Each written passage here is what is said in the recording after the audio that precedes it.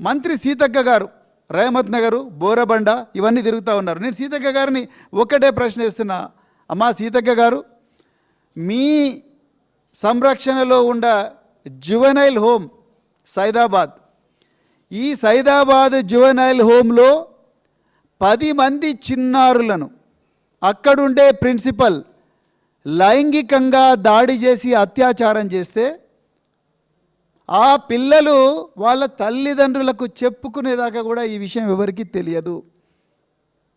ఎవరి సంరక్షణలో ఉండాలి? వాళ్ళు మీ సంరక్షణలో ఉండాలి. మహిళా శిశు సంక్షేమ శాఖ మీ కంట్రోల్లో ఉంది. సైదాబాద్లో ఉండే జువెనైల్ హోమ్లో ఉండే పిల్లలు వాళ్ళ దగ్గరికి ఒక్కరోజన్నా పోయినరా సీతక్క గారు?